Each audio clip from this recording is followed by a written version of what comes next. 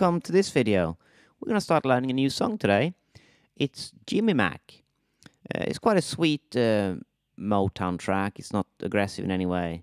We're using major 7 and minor 7 chords. There's no dominant here. There's very little blues going on in this. And we're using some new extensions, which I thought I'll start with talking about that. When you make a chord bigger, what you're doing is the chord is built from a 7th note scale, not from a pentatonic scale. It's built from a 7th note scale, so the major scale, the minor scale, the Mixolydian mode, whatever. You excuse me. You take every other note from that scale, and that's how you build the chord. So if we're in C major, 1, 2, 3, 4, 5, 6, 7 is all the notes. I pick every other one, 1, 3, 5, 7, and I have a major 7 chord. Start on the second note, 2, 4, 6, skip every other note. And if you see it from that perspective, not as 2, 4, 6 from C, but as a new starting point, so that'll be, say we're in C here then, 1, 2, 3, 4, 5, 6, 7. Pick every other one, 1, 3, 5, 7. Start on this note, still use the same starting point, still use the same notes they played, but this is the new starting point. And we think of this as 1, and then every other note, that distance is a minor third, so that's now our minor third, and then 5 there.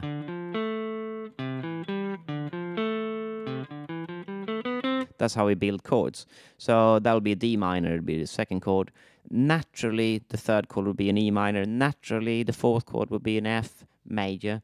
If you extend the F further, that would be an F major 7, not a dominant 7, because the way it's laid out and what the chords naturally become by taking every other note from a new starting point forms the progression. So once you get good at music theory and thinking about these things, you can think like, okay, I'm on chord 4 here. I'd like to make that bigger. Let's put in a major 7. Now I want to make it even bigger. What's the next interval? Is it a 9 or a flat 9 or a sharp 9 or what is it? No, it's a 9. So that will be a major 9. The next note is a sharp 11. So that will be a major 7 sharp 11 chord. If you're on the second chord, it'll be a minor chord, and then you extend it further, be minor 7, minor 9, minor 11, minor 13, blah, blah, blah. We'll do all this in the advanced course, right?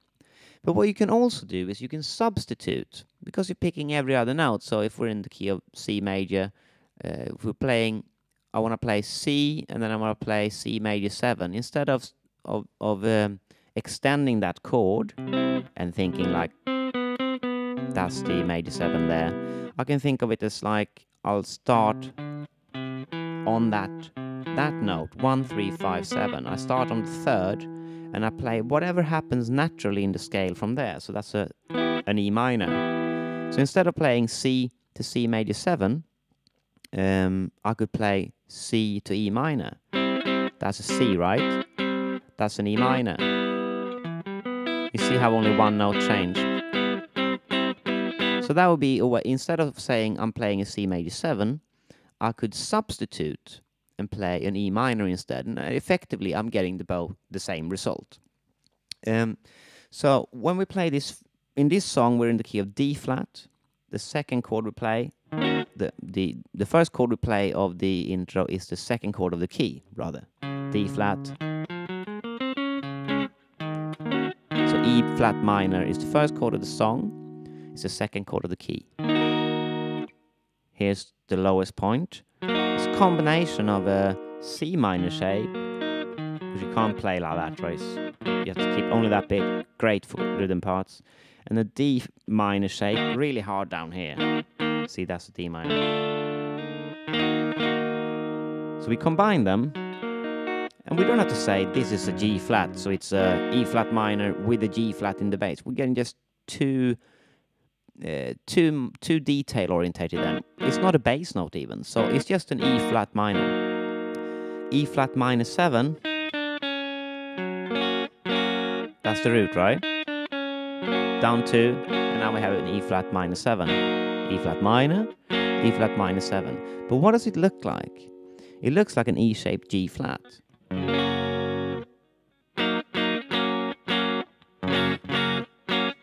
So we could say we'll substitute a G flat for the E flat minor, and we get the sound of an E flat minor 7. So it's two sides of the same coin. Piano players use this kind of thing all the time. That's why they sound more busy than a guitar player. It's like, I am playing the chord until the next chord comes along. Keyboard players like, I'm substituting. So we wanna, in this style of music, we wanna learn how to do that. And luckily, this intro is doing it. Next chord up is a D flat. We're in the key of D flat, so that makes D flat chord 1. Next chord is a G flat. That's chord 4. And that is the progression. 2, 2 with an extension, chord 1, chord 4. And then we go back to chord 2 again. But instead of playing an E flat minor now, I wanted to show you these extensions, and I want you to hear what it does to the sound. So the keyboard player is really sparse. Normally he would play everything on this kind of progression, this kind of part. But he's holding it down because I told him, you gotta like, don't go too far. Because if I make this, if I say you play this and you get an E flat minor 9 sound now, and he's playing all the notes there is in the world, you won't really hear it. So he's holding it down. Right, so now when we come to this E flat minor again, we go straight to the extension. So, like that. E flat minor 7, or you could call it a G flat over E flat, because the bass player is obviously going to play. Not on this, actually, in the intro there is no bass, but when the chorus comes in, the bass is playing an E flat. So, we extended E flat minor to E flat minor 7. Now we're starting with E flat minor 7, and we want to extend that up. We get an E flat minor 9, and that can be substituted. So instead of playing E flat minor and playing a G flat instead, we can play E flat minor 7 or play a G flat major 7 instead. We're going further up the scale here and finding more exotic notes. So here's what the G flat major 7 looks like. That's a D shape. There you go. So we get this sound now. And that's pushing it, you know. You can hear in the harmony, because everyone else is playing very little. It's pushing it a bit there. Next chord, the D flat, the same progression as before, right? But we now play major 7, because that's the natural extension of chord 1. And then we go to G flat again, chord 4, and then chord 5 quickly. That's the only thing that separates the two parts of the intro here, is that at the end we go G flat, A flat, rather than just stay on G flat. So in my version here, I'm playing it straight, as in triads and stuff, for the first half, and then for the second half I'll do all these extensions so you can hear them. Perhaps if I was playing this live, maybe I'll swap that around, or I'll play only extensions, or, you know, whatever. But for the purpose of you really hearing this, I thought it would be a good idea to like straight, extended. Okay, so I'm gonna play you these chords with the band now, and in example 1, I'll play them just straight so you can just hear them. And then in example 2, I'll pick 3 notes, and I'll play a rhythm part for it. And I'll talk a little bit more about that rhythm part and the things that goes on in there after you heard it. So here we go. Here is me playing example 1 and example 2.